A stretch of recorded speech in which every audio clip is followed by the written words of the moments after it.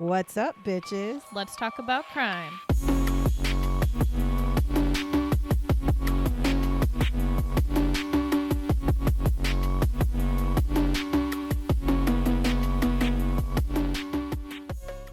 What's up, bitches? Hello. Welcome to the month of spooky. Spooky. I say that and then I'm not doing a spooky one. I'm not doing a spooky story today. We were supposed to be doing spooky stories all throughout October. However, this one popped up when I was doing some research. And it's not spooky, but it is something that happened on Halloween. And so I was like, you know what? Let's discuss this one. It's worth a discussion. It keeps it relevant, which I think it needs to be. Oh, they confirmed that it was the dad's body Yeah, I saw that. So of the 3 girls that he killed. Yeah, so Or his 3 daughters. If you guys remember a while back in Washington, there was a guy who was wanted in connection to the murder of his 3 girls. They found the 3 girls at a campsite and he was nowhere to be found. It took him like at least a couple of months. That was, it took them a couple of months. The thing that gets me is they found his bones, right? That's what gets me too. So they found his bones, which, to be fair, if you died relative, because I'm honestly, what I actually am thinking that happened, if anybody remembers, is when they went to the campsite, they found his truck, but they found blood on the truck, remember? And I had said, like, what if he tried to kill himself but survived and then ran off into the woods? That's actually, I'm starting to think that's what he did. I'm thinking that when you think about it, roughly 2 months in right. the woods, there's wildlife. Right. The elements alone, especially if you are, maybe you're not even quite dead yet, but that you can't fight off any of the things. Just in the 2 months in Washington where they found his body, it's been super hot. It's been really rainy. hot. It's been cold. So it's the elements alone will speed up the weather. process of his decaying and stuff. But my guess would be that he probably killed himself or tried to kill himself, ended up surviving and like ran off into the woods. I don't know why you'd do that, but maybe he did, and died in the woods somewhere. And so the thing that gets me about it though is they found his bones less than a half a mile away from where the girls were murdered. And the thing that I kept thinking is, well, they kept looking. Why did it take? They had drones, they had dogs, they had all the things. But then somebody asked that because they were like, well, why did it take so long to find him if he was only less than a half a mile away from the campground? And he said, well, the terrain in the area where his bones were found is really rough terrain and it's really hard to get to. The reason this happened is they were flying drones and saw what they thought was a shirt. And so they decided to send people to go look, and that's where they found it. So I don't know. I mean, it is kind of frustrating because it's just like, it doesn't matter. Shit though, if it's really that rough of terrain, maybe he didn't try to kill himself. Maybe he ran off and fell on that terrain, and that's how he died. Totally correct. It could have been even that. with bones, they'll be able to. Well, I'm thinking of like the show Bones, but maybe they'll be able to figure out what happened. Cause of death. But you're hopefully. Right. If it's really rough terrain, maybe he fell, and then falling, you just lay there. And to be honest, this is the mean part of me. But if he fell and like suffered, I'm not upset. I mean, I'm not going to say I'm happy because I don't celebrate people dying. No, but I'm not upset. But I'm going to say it's one of those things that karma. It's I mean, I guess. And not only that, but you just got done murdering your 3 children. So, if you... For what reason, nobody will ever fucking know. His ex-wife had said that he was dealing with some mental health issues and he was not receiving help from, guess who? The VA, which is not unheard of.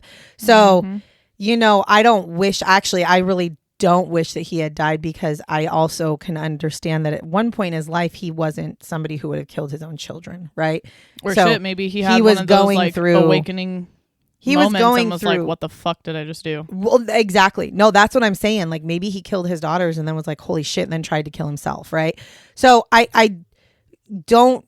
I'm not happy that he died. I feel terrible for the mother because she lost her 3 children. She lost her ex-husband, which that's not so bad, but she doesn't even get an explanation now. So now all she can do is just try to move on from it.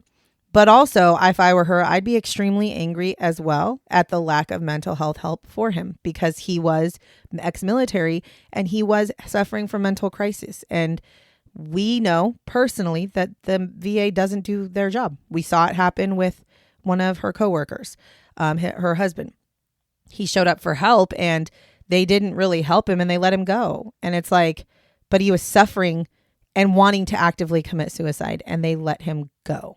So it's like, I don't understand how that's a thing, but whatever. We're not here to talk about mental health. I'm just saying, like, mental health, I'm an advocate for, we need better mental health in the United States, because if people don't think that high crime rates go hand in hand with mental health, then you should do your research. You should just do your research, because definitely mental health plays a very big part in criminal activity. So that's all I'm going to say about that, because I don't want to go on a rant, and we all know that I could. So instead, we're going to talk about what we came here to talk about, which is not a spooky haunting, which is what we were supposed to talk about. So this week we are talking about October of 2001, and this is in State College, Virginia, and a girl or a woman named Hun Jong-sung disappears and she has never been seen again. So this is unsolved and it is a disappearance. So keep your ears open. So here's a little bit of background. So Hun was actually born in February of 1980 in Seoul, South Korea. And she does actually go by Cindy Song, just so people know. So I'm going to refer to her as Cindy because I don't know the real reason, but my assumption, and I'm only assuming this because I know people, I know a person in particular who came here from Cambodia. And apparently when you come to the United States and you are filling out your paperwork, you can put in you can put in a name that you want to be addressed by in the United States that's not your actual name, because a lot of the times, as my friend from Cambodia told me, is people can't pronounce their names very well, so they can pick names. So a lot of the times they'll pick different, they'll pick different names. So I'm assuming the reason she goes by Cindy is that's probably the name that she used on her paperwork, was changed her name to be just call me Cindy, because she kept her last name, but so for the rest of this podcast she's going to be Cindy because that's literally what she went by. So in 1995, Cindy, who again, she's now 15 years old, she ends up moving to the United States to live with her aunt and uncle. And she had wanted to live in the United States like her entire life because she always felt like it was a better place to live. Her mother actually said, and I quote, she loved the United States. She wanted to see the world, and she had heard so many great things about the United States. Even from a young age, she would study American culture and was really fascinated by America. And so she felt that she would get a better education in the United States, which I'm just going to throw this out here because I literally just learned this yesterday or the day before, because my son is in college and he's in a college class that whatever they had to read about college education. And the United States ranks very low when it comes to college education compared to other countries. To the point where in math, we are third from the bottom. And in reading, we are fifth from the bottom of other countries. So that's not accurate information. Our college educations actually suck, asshole. But anyways, not that anybody cares, but if you're looking for a good college education, United States might not be it. So, but she was under the impression that she would get a better education being in the United States. So she moves in with her aunt and uncle when she's 15 years old, and she ends up going to high school. She graduates. She also gets accepted to Penn State University, and she accepts that. And she enrolls in Penn State. She decides to major in integrative arts, and she wants to become either a very successful graphic designer or fashion designer. So that's kind of where her goals are. She really, for the most part, makes friends really fast. She thrives in college. She also has 2 jobs during this time. Like, she's like that hardworking, go-getting student. Now, in 2001 is when she begins her senior year at Penn State. And she lives in the university provided housing. They're like apartments that are near the campus. And she's just kind of doing the thing. Like it's October now, right, of 2001. So that's pretty much like their fall semester or fall term. So she literally only has a couple terms left. She's going to graduate and, life is good. Well, on October 31st of 2001, Cindy decides she's going to go out to the club with her friends, as one does on Halloween. And it's called the Players Nightclub is where she's going. It reminds me very much of where you went to college because it's like the zoo. Yeah. It's like the place. The fucking zoo. Yeah. I was never, what sucks is I never got to experience the zoo because I left enough. Before I was 21. But if I ever go back, that's the first thing I'm fucking doing is going to the damn zoo. Well, and she is 21, but like, you know, you figure this is a college town. They've got these plug clubs and these different bars, and that's what you do on the weekends. And so her and her friends decide they're going to go there. And it's a costume party, right? Because it's Halloween. So they're going to do a costume party at this specific nightclub. Now, Cindy dresses up as a bunny for the evening. Now, I know immediately people are like, oh, Playboy bunny, like the sexy bunnies. That's not how she dressed up, just so you guys know. Actually, she had bunny ears and a tail. And her friend specifically said, this is her specific quoted detail of what she looked like. She had bunny ears and a tail that she had bought, and it was a very cute outfit. It wasn't sexy. It was a very cute outfit. That was her thing. She was very cute. She liked to look cute. And I saw a picture of her from that Halloween night, and it's literally a pink t-shirt and like a skirt and then bunny ears with it, like, and she's got a tail. So no, she doesn't look like, it's not like that ones that you can buy at like Party City or whatever, where it's like sexy bunny. It's not like that. All I could think of when I first heard bunny outfit was Playboy bunny. That's all. But it was from the one movie. House Bunny? Yeah, from House Bunny. That's all I could think of. That's not it. Now the girls end up. Oh, sorry, Rebecca, or whatever the fuck their names are. That's just the thing I do to remember their names. Patricia. So her outfit actually was bunny ears, a pink shirt, a white tennis skirt with a tail attached to it, brown suede knee-high boots, and she was wearing a red parka, like a red jacket. That's actually what her outfit was. Just like a normal whatever. It was a costume. Now the girls, they actually stay out till 2 a.m. partying it up at the club. And then they leave the club and they go to a friend's house and they stay there and play video games for a little while.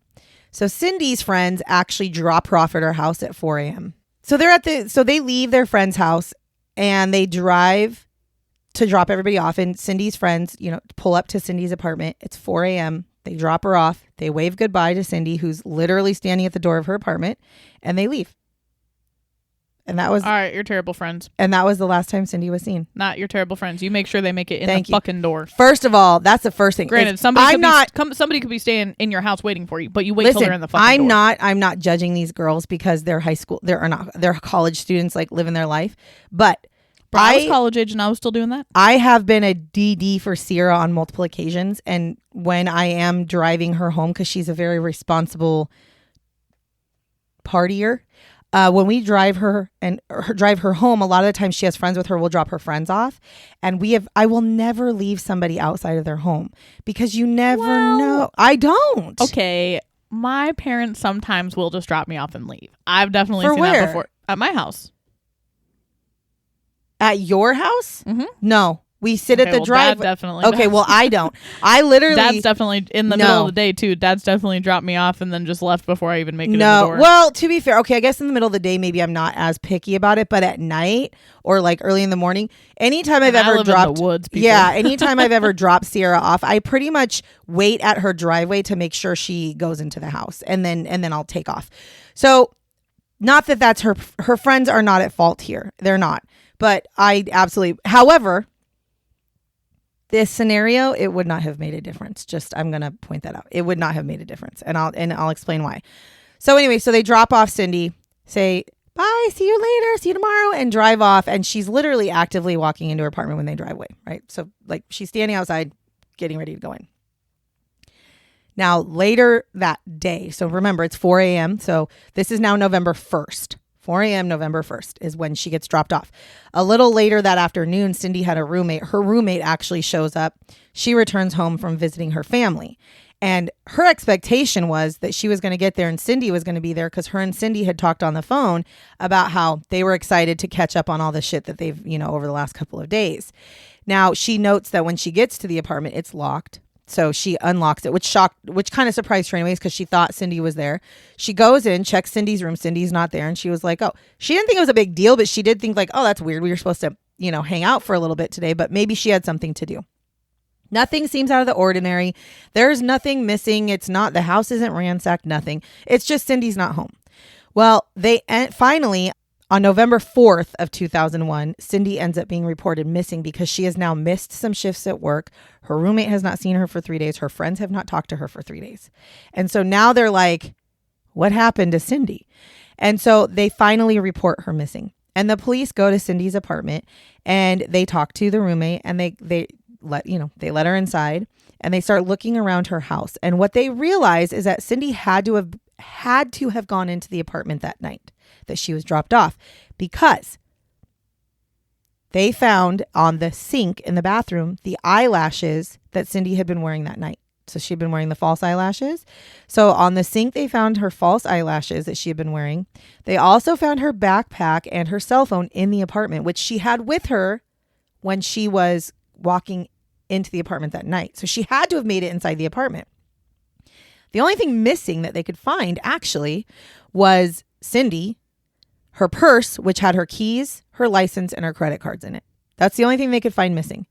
And so after interviewing people, they wonder, because they've been talking to her friends, her roommate, they start to wonder if Cindy had actually been dropped off, went inside, got kind of like, took the eyelashes off, maybe got a little comfortable, and then left again to walk down. There's a 24-hour convenience store right down the street from her apartment. And they were wondering if she walked down there real quick to go grab something, but then never made it back or never even made it to the convenience store, because they talked to the people at the convenience store. And unfortunately, by the time they figured this stuff out, they had already like re-recorded over those nights, which is weird to me, but they had already recorded over those nights. So there was no video surveillance of her, but they talked to the cashiers and stuff and nobody saw her. And she would have still been dressed up in her bunny outfit. They're pretty sure, because her bunny costume was not at home. And so you would have noticed if on Halloween, like a bunny came in, and she went to that convenience store a lot. So you would think that they would know who she was, right? And part of the reason they feel that this might be something she had done is after talking to her friends and her roommate, they find out that throughout the time that she has lived in that apartment, she worked one of her jobs she worked was an overnight shift, like a graveyard shift. And so she would sleep in weird times, right? And so her roommate was like, yeah, she'd go down there sometimes at like 1 o'clock in the morning to go grab something to eat or a drink. So it wouldn't have been out of the ordinary if she would have just gotten home. A lot of the times when you get home and you've been partying, you're not quite ready to go to bed yet. So maybe she was just gonna, unless you're old ass Sierra. But I know back in the day when I'd party, we'd do a party like at the bar and then we'd go after party. And I mean, we'd be staying up till like 6 in the morning. Oh, hell no. Hell yes. That's how you do it. That's how you do it. Last time my friends and I stayed up till 2 a.m., we were dead. Y'all are like home and in bed by midnight. Oh, hell no. I mean, I'm like that now. Actually, not even now. Shit, I go to bed at 2:30 in the morning most of the times. I'm a night owl though. That's why. So for me, I could see, going home and being like, oh, I'm kind of hungry. I mean, we have a 7 the munchies. Yeah, listen, we have a 7-Eleven not far from our house. I'm not walking there, but we have a 7-Eleven. I'll drive there at like 1 o'clock in the morning. If I get hungry or snacky, that's where I send my husband. I'm like, hey, can you go grab me a whatever it is from 7-Eleven? And he's like, sure, no problem. So I'm totally down with it. I think that's totally viable. Police also find her, since they found her phone, they were able to get her phone records. And they noticed that no phone calls had been made or received after she was dropped off at her house, which is also strange to me because I'm like, did none of her friends try to call her? I was just going to say that. So I don't know why nothing had been whatever. They also found, they also looked and could not find anything suspicious in her emails. There was no forced entry in the home. And there was no activity on her credit cards after the day she went, after the day she disappeared. Weird. So all this stuff is really strange, right? Now, police believe that she had left her apartment while she was still wearing her bunny costume. And upon further investigation, police also think the possibility of her just up and leaving was not plausible. So this is a case where they are like, we're pretty sure she did not just decide one day she didn't want to live or, because, sometimes people disappear to do things, None of that seemed to be the case. And here's why. As they're searching through her bedroom, they find concert tickets that she had in her room for an upcoming Britney Spears concert. And nobody in the 2001 era that has Britney Spears concert is missing that concert. Nobody. Also, they found a receipt for a brand new computer that was just bought that was supposed to be delivered like November 5th. Okay, so if she was planning on not being around or if she was planning on leaving Why would she have ordered a new computer? These future things wouldn't have happened, right? Yes. And talking with people, she was described as being happy and excited at what her future held because she was in her senior year. She wasn't depressed. She wasn't anything. And so she was just very everyday, normal type stuff. So initially, police do a search in the woods. There was there's some woods that were kind of by her apartment because that seems like the best place to look for her. They bring out so many people, civilians, more help. They bring helicopters. They bring multiple search and rescue operations going on throughout the whole area looking for her. They bring up dogs. They bring everything. They can't find anything. No trace of her at all. Not a single trace. They even brought out the sniffy, not cadavers, sniffy dogs to see if they can pick up a trail of where she went. Nothing. Nada. Like she disappeared into thin air, literally. Police do find out, though, that a month before Cindy's disappearance, her boyfriend actually had broken up with her. Now, this was an unexpected breakup, and it was really tough on Cindy because the two had been living together. You know how that is. When you're living together, it's just a different dynamic. It's the worst. It is. And her boyfriend had decided out of the blue they weren't going to be together anymore. He packed up and moved out. So they didn't fight over the apartment or anything like that. He just decided, Sierra definitely, Sierra knows firsthand this yeah, motherfucker, you're going to do the breakup. You get to be the one to leave. Yes. Thank you very fucking much. Now, it was said that after this happened, she did become a little bit withdrawn. As anyone would, because you're sad, right? Amen. So her family noticed it because she didn't make as many phone calls home to them. She didn't talk as much with her friends and her roommate for a little while. However, her friends did say that, no, she was moving on from that. We had gone out multiple times. She was having fun. She didn't not want to hang out with us. She wasn't secluding herself to her room. It had been a month since they broken up and she was getting to a point where, okay, she was moving on. Now, they do obviously question the ex-boyfriend. That's your first. Yeah, that would have been the first person I would have first thing you do. And the ex-boyfriend is quickly ruled out because he has a really strong alibi for that morning in question. So he's not even on their suspect. He's not on their radar. There is also a witness who comes forward a couple weeks later and claims that she saw a woman who matched the description of Cindy crying as a man was shoving her in a car. But she wasn't really shoving her. I guess she was sitting. This girl was sitting in a car, kind of halfway in, halfway out the passenger seat of a car. And she was crying. And this woman goes walking up to her to be like, are you okay? And this guy comes out. And he's and he tells her, get the fuck out of here. And then he shuts the door and gets in the car and takes off. So this woman comes forward and says, I saw a woman who literally matches her description. The problem with this is, one, this happened in Chinatown. And so the description of the woman is a woman of Asian descent. Well, unfortunately, there's a lot of people of Asian descent with long black hair that are 5'1" or, it's a very basic description that they have of her. And so this lady, there's a chance she could have just mistaken that. The other thing was the officers and the investigators continue to talk to this woman, but she continues to change her story. She changes pieces of it and they end up letting the lead go. They're okay, well, this doesn't really sound like it's a solid lead. However, she is willing to give them a description of the man that she saw. And they were gladly we'll take it. So they did a sketch. They literally... even if it's not you never her, know. You never fucking know. You might find something else. So they did a sketch and you can see the sketch online if you want to. Now, I'm going to tell you this. The sketch and then the description, they might need to get a new sketch artist. They might need to get a new sketch artist. Because upon first look of the sketch, it looks like Christopher Walken. Do you know who Christopher Walken is? Mm-hmm. Okay. The sketch looks like Christopher Walken. I'll have to show it to you. The descript. Let me just show you this. Hold on. Let me just show you. Let me see if I can find the sketch really quick because I would like to know what your thought process is. Real quick. I should have never even said it. I should have just let you see it. But okay, this is the sketch. Kind of looks like Christopher Walken, right? Like a big-headed Christopher Walken, okay? So that's what their description is, or the sketch is. Now the description is an Asian male with olive to light brown complexion and medium-length hair. I would not have put that together. So they might need a new sketch artist. But anyway, so they have this sketch out and they have this description and they're like, cool, okay. Also, the problem with this is that this area where she was seen, which was in Chinatown, was over 200 miles from where Cindy had last been seen, which is quite a long ways. And they're kind of like, well, okay, maybe. However, police obviously at this point don't think that the woman that the witness saw was Cindy. But they are still kind of like concerned, and they would like to question this man if they can find out who he was, about why the hell he had a crying woman in his car, right? So then in 2003, police are actually told about a man named Hugo Selinski.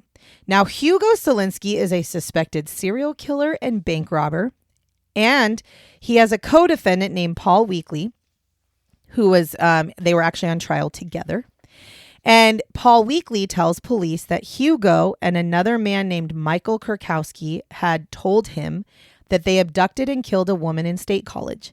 He tells them that they thought the woman was a sex worker because she was walking down the street in a bunny outfit. He also claims that they supposedly abducted her and kept her in Hugo's walk-in vault until she died and like repeatedly abused her. And the description that he gave matched the description of Cindy. Paul also tells the police that Hugo supposedly had killed Michael, his accomplice, as well. And he said the reason that he killed Michael was because Michael kept the bunny ears from the woman that they killed, and it pissed Hugo off because he was like, you don't keep the shit from people that we kill. And so he kills Michael and his girlfriend, Michael's girlfriend. So this is what this Paul guy is telling them. Police take all this information down and they're like, all right, yeah, we're going to go find out where Hugo is and we're going to talk to him. So they end up talking to Hugo because, again, they're on trial for burglary at this point. And Hugo's like, yeah, I didn't do none of that shit, like whatever. Well, they end up getting a search warrant for his home because they were like, well, we'll just see about that. And they actually do discover the remains of multiple bodies that appeared to have been burned and buried in his yard. So we might, on Fatal Blend, we may be talking about Hugo Selinski that I never heard of.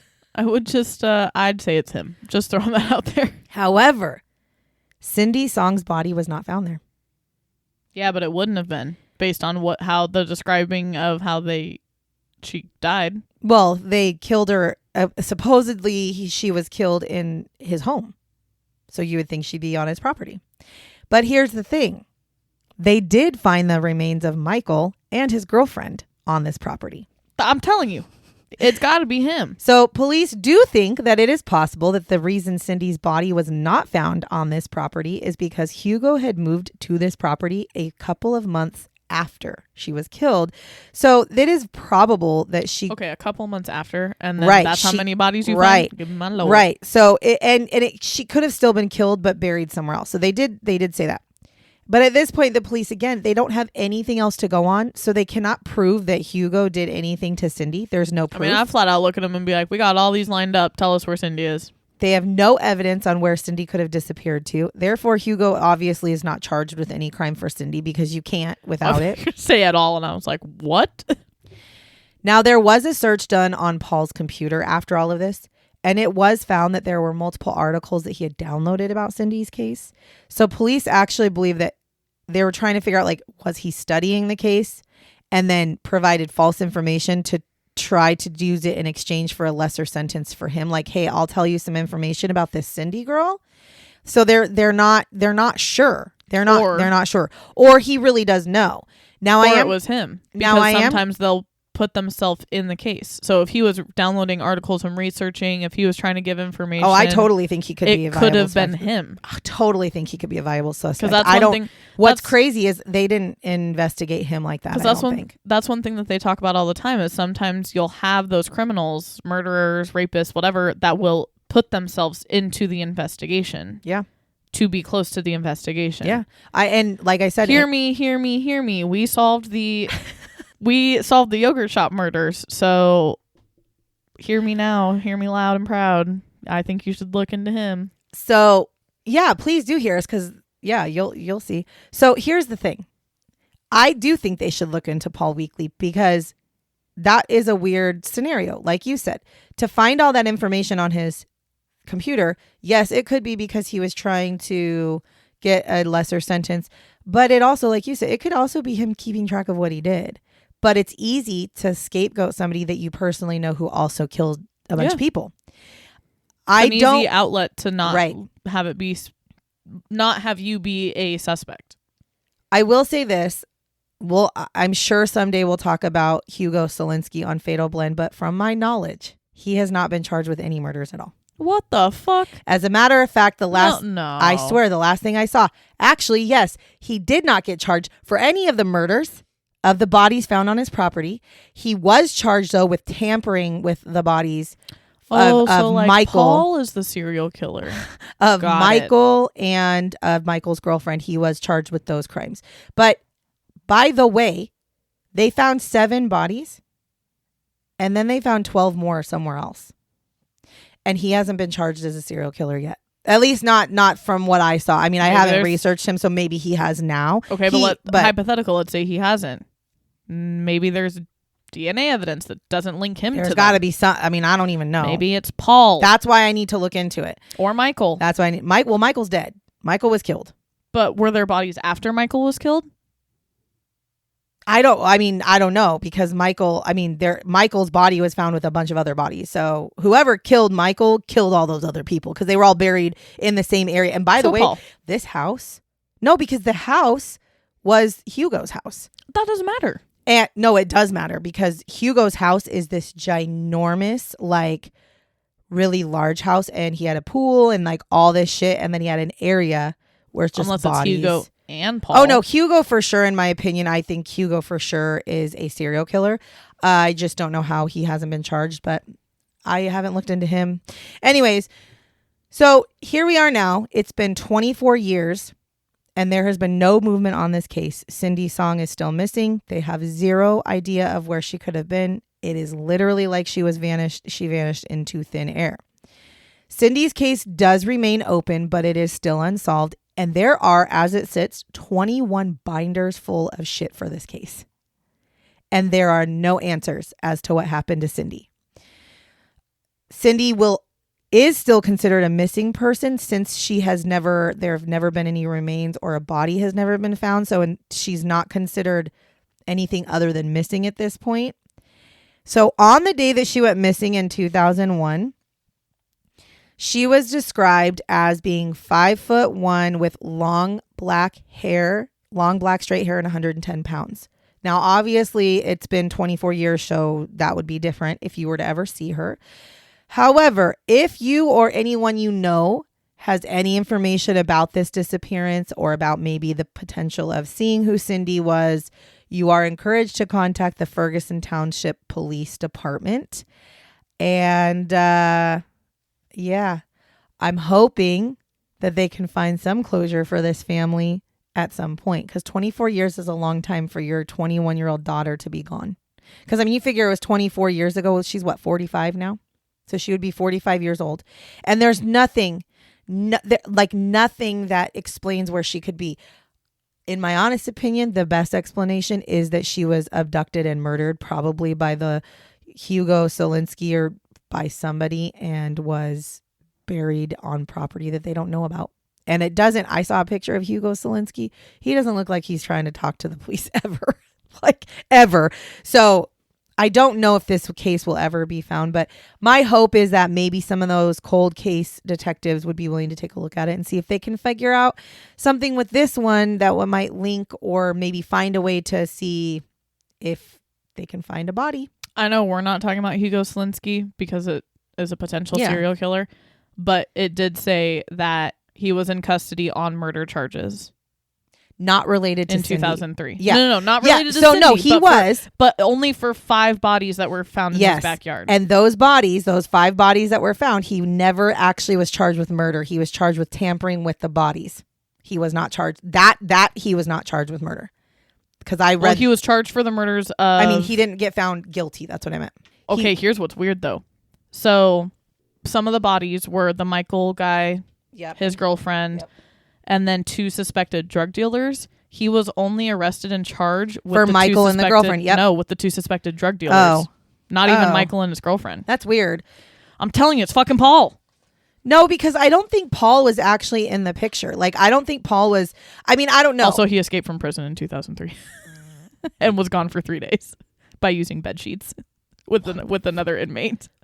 So now you're gonna have to do research, and if he's not a serial killer, we'll talk about him. I'm gonna say I'm gonna look into him, because if he is a verified serial killer. What's funny is I literally looked up, is Hugo Selinsky a serial killer, and there's no definitive answer. Right, and it's because I don't think he's ever been charged with the multiple murders, because if you're not a serial killer. 2. You're not but 2 would be a serial killer.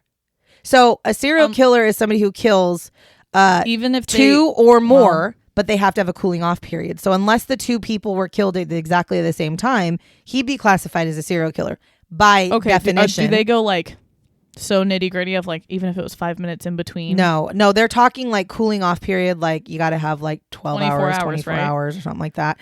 Because that's the thing is, if he's charged for those 2, maybe if he's just being charged for those 2, maybe those 2 were killed. That's why I want to kind of look into him, because we can talk about him, or I could talk about him on Fatal Blend, but it's an interesting story. But in my opinion, if you have 5 bodies found on your property in your home, and 2 of the 5 you're charged with murder for, what the fuck? I don't understand our And how are you not charged with the other 2 at least? That's what I'm saying. Like, Michael I don't quite girlfriend. understand where the disconnect is when it comes to that shit. Michael was a pharmacist. I know. I knew that much because they were working on, I think, drug dealing and shit together. But anyways, so that is the story of the disappearance of Cindy Song, who to this day is still gone. And it did happen on Halloween. So make sure that when you're out and about this Halloween with your friends, be diligent and look around and make sure that you are safe, and don't go places by yourself, because nobody should ever go anywhere by themselves. Sierra, who likes to go places by herself all the time. Buddy in like system. The middle of the day, not buddy at night. System is what we need to be using, especially in college towns and in holidays and in the evenings when you're doing stuff with your friends. Anyways, if you like the things that you hear, or like I said, if you know anything about this case, you are encouraged to call the police department and let them know what you're thinking. And other than that, thank you very much for listening to us talk about Cindy Song and her disappearance 24 years ago. Until next week, catch you on the flip side, bitches. Bye, bitches.